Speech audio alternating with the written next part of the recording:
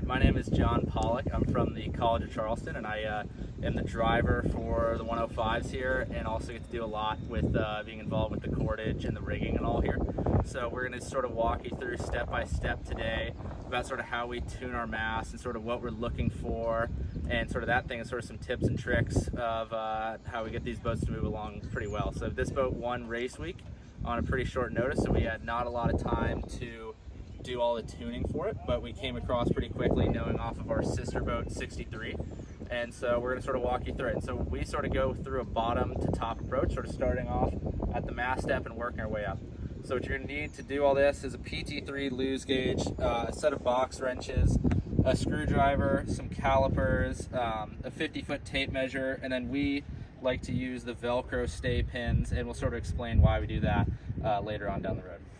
The most important part, as we're sort of saying bottom up, is definitely the mast step. The mast step is going to be really hard to move under load, and it's going to determine a lot of your pre-bend and head stay tension and stuff. So the way we're measuring, a lot of guides have you go off this fill-in, but obviously it's different boat to boat. So you can see here it's still 10, but we like going right off the top of this lip. So we're going to put our tape measure right here, and you can see if you were to put a straight line from the edge of the mast, it's going to be 10 inches flat. And so the way we do this, that way we know we're in the same spot every time, and this doesn't really generally move across the wind range, but we found this setting to be pretty quick.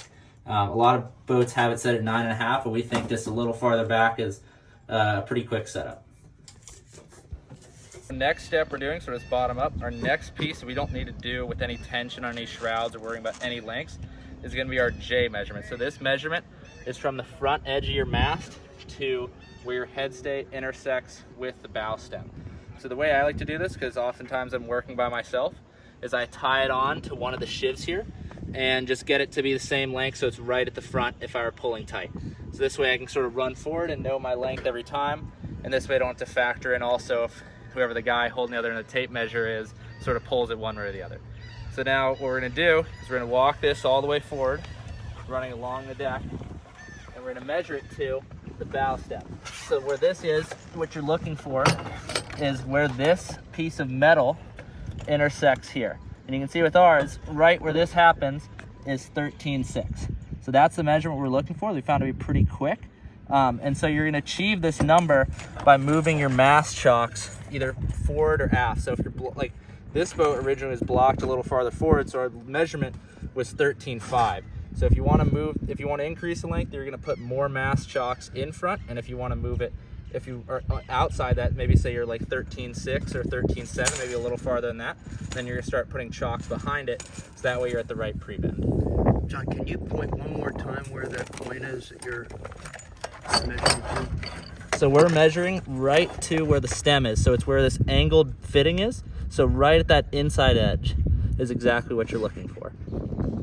So our next step we're going to be going through is going to be centering our mast. So ideally you're going to do this on a pretty light air J, like you can see even right now it's only blowing a few knots, but your tape measure really gets a lot of effect from the wind, so we're really wanting to be honest with ourselves about our numbers. So a good way to start with this about where you're centering to is either take your tape measure from the bow and run it back and put a tape mark or a Sharpie mark on both sides, sort of pretty close to the chain plates. Like when we originally did this, we put it just past these toe rails equally, but we know on this boat at least that our chain plates are in the same spot. So we don't really have to worry about that. We can just measure to the center pin on both of our side stays. So ours are taped up, we can see it, and what we like to do is we like to go to the center of both these pins. And we do that on equal sides. And the halyard we also use to do this is our spin halyard. So if you look up, the spin halyard is the closest halyard that comes out of the mast to where the caps terminate. So the jib halyard is just a little bit below that, so we think that having it just a little higher, and you can sort of see with the boat behind us that it's real close to the top, whereas the jib halyard is just a little bit lower. So this way we can get the mast tip really where we'd like it. And then our next step with this too, we're going to be making sure that our rig has got tension on it. So if it doesn't have tension, you can kind of see if we pull the lowers either way, the mast is going to move a whole bunch. So we want to make sure that everything just has a little bit of tension, so that way the wind or anything like that doesn't do too much.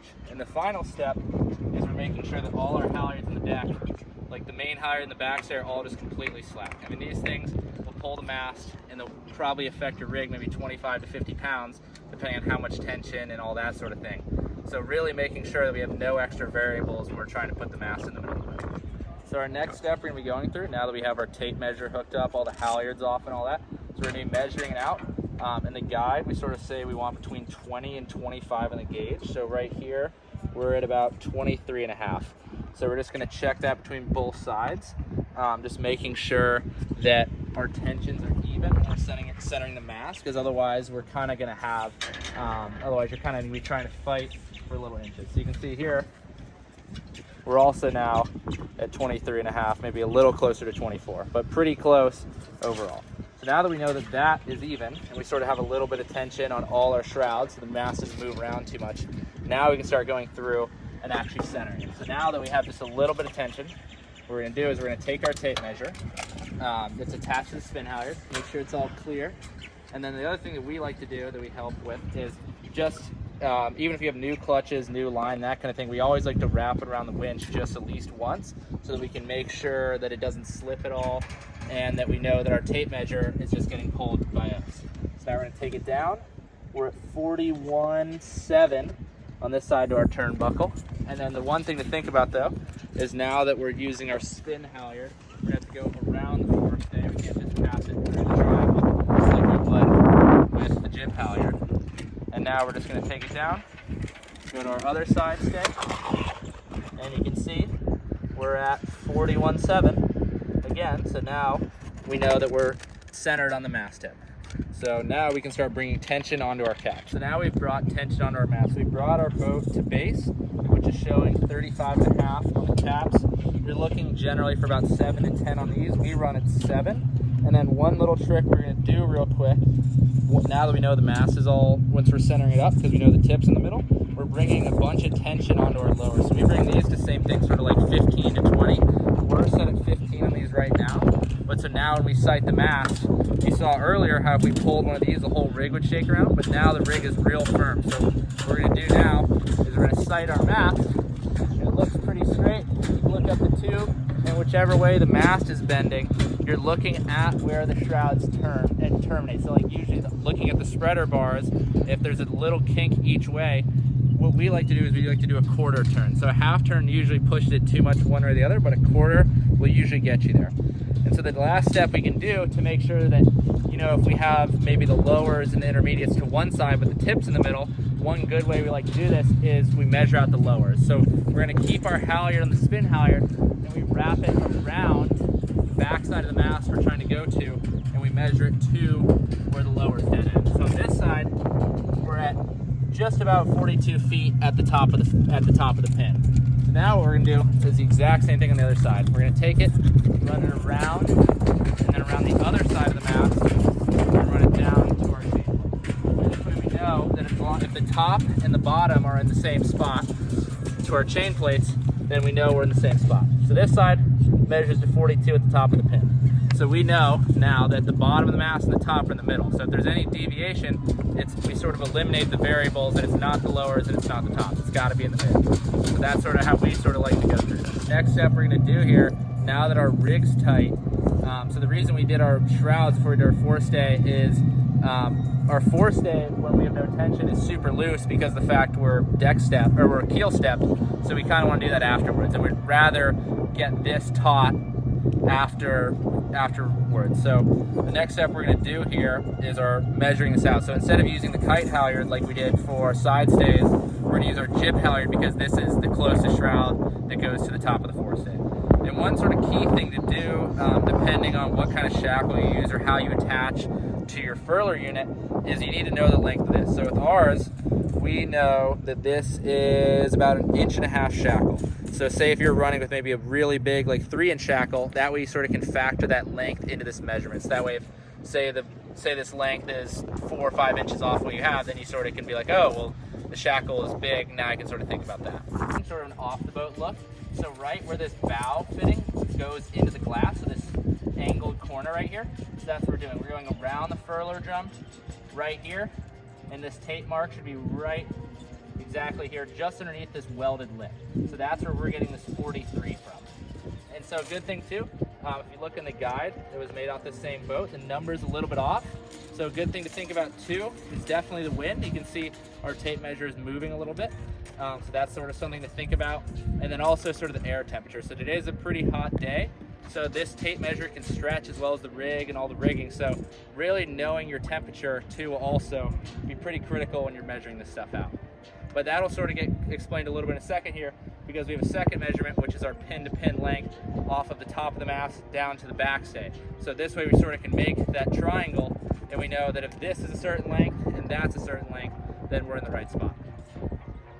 So next step, sort of like what we did with our forestay length, we need to know the length of this. So this is 1 7/8.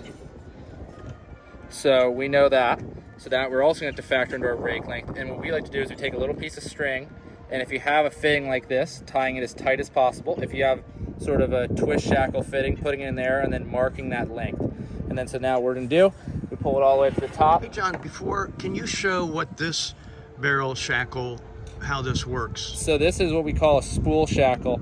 So it's a little hard to do with our tape measure on, but how this works is this loop goes through your sail and around the ends as a spool, and I can't fit it too well right now with the tape measure, but it goes around both ends. And what ends up happening is it forms something like this. So if my finger was the clew of a sail, and so it's a really nice lightweight option for getting halyards attached, especially your main halyard. And then on top of that, we can sort of pull we can pull the halyard real close up to the top.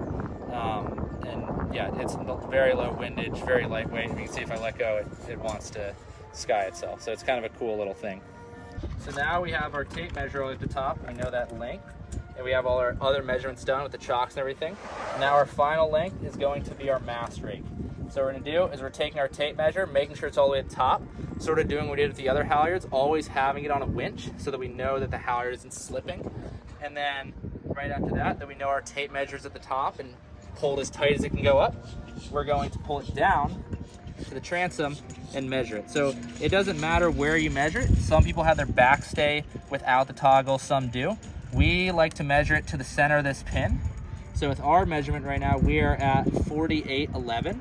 But same thing, be pretty honest with yourself about how much tension you have, because you can see if I let this off, I'm at 49, and if I pull really, really firm, I can pull it almost to like 48, and like just inside of 48.10. And then really also remembering being honest with yourself about the length of your shackle. So even right now that I'm at just under 48.11, I have to factor that in, that 1 7/8, so I'm actually pretty close to 49 rather than just inside. So really making sure you have that, and then also having a measurement off of the bottom of the mast like we did, that we have one of those in the guide, so that you know that relative distance from the top of the mast down to the bottom before you swing it out. So if your halyard's down or something like that, that will play into this length. 2, 3. So now that our last step of the whole thing, so we have our caps at a right tension, our mids at the right tension, and then we showed how we brought these pretty firm. Our actual guide number though is about maybe 6 to 8 inches depending on the boat and how you sort of sail and all that. So what we're going to do now is we're going to detension these so we have a good bit of slack in them. So I'm going to start off just doing about 3 turns. It's 1.5, 2, and once it gets loose, 2.5, 3. And so what you got to be wary of though is because the lowers are always so loose in these boats, these can spin off really easily. So what actually can happen is the way that rod terminates, you can actually spin the turnbuckle, but you can see I'm holding the rod in my hand and the rod's not moving, but the turnbuckle is. So that means, and that's sort of why I said in the beginning, why we like to use these scar pins, is because then the rod can turn as much as it wants, but the turnbuckle will always be in the same spot. So one good thing that we like to do before we start checking how much play we have in our lowers, which is a really big part of the tuning, is we sort of like to get a number and sort of write this down. So right now our lower is at 60 millimeters and change. So this way, now if we're going up here and sort of checking, you can kind of see down there, even though I'm not really moving all that much and just checking, you can see how much the turnbuckles inside of those are spinning. So that's really an important part of the tuning. It's something that I think is really underlooked. Because a lot of people just like to tie these 3 shrouds together, but that's not enough, because especially with the lowers, because they're so slack, these things will spin in here all day. And and by the time you come off the water, you'll be at a whole different length than you were when you got started. So that's a real big thing to know. And that's the last part of your step, is once you get these to about maybe 6 to 8 inches of play, mark them with a caliper, make sure you're still in the middle, and put the scar pins through on all your shrouds, on all 6 holes, so that way you know that when you're going sailing, you're gonna be in the same spot that you left the dock at. So now our last step, so sort of talking in that last part about how we use the scar pins. So we really like having a measurement guide off of the caliper. So like sort of we were saying earlier, temperature changes the length of your shrouds and everything that's metal, and even fiberglass. So if it's hot out, things may stretch a little bit. If it's cold, things may shrink.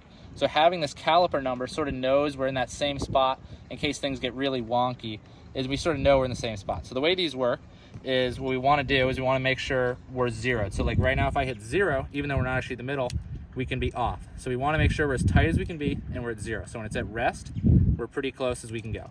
The next step we're going to do is use these little wheels on them, and we're using these inside edges that are flat, not the ones that are measuring something that's, like if you're measuring maybe a pin or something, so you're using the outside. So what you're going to do is you're going to make these as wide as you can, and what you're measuring off of is the flat part. You can also go off of the holes, but we always like to go off of the flat edges. So you can either go this way, and you can see right now we're at 61, measuring off end to end, or you can put it inside, which is a little bit more, we don't really like doing as much, but you can also go pin to pin, which would be 72.98.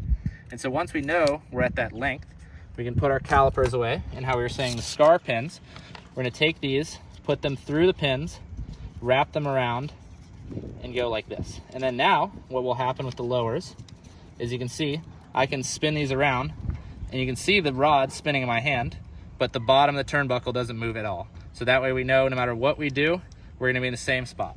And that's really critical on these boats, especially with how slack the rigs go upwind. Cool. So John, how do you use the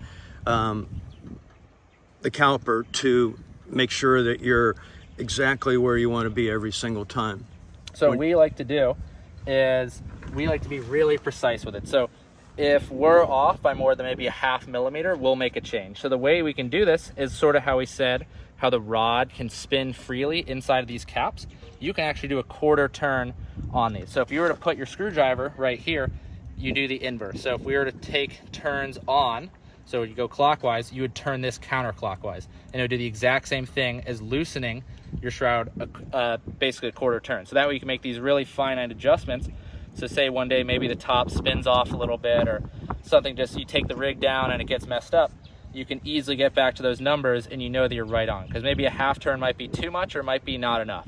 And that way you can make really small adjustments and know you're in the same spot every time. That's the important part, right? That you can duplicate it when you're at base to make sure you're exactly at base on both sides, right? Exactly. And same thing like we said with the temperature. This way, if we set our rig up the first day of every summer and it's 75 degrees, we know we're in that same spot every time.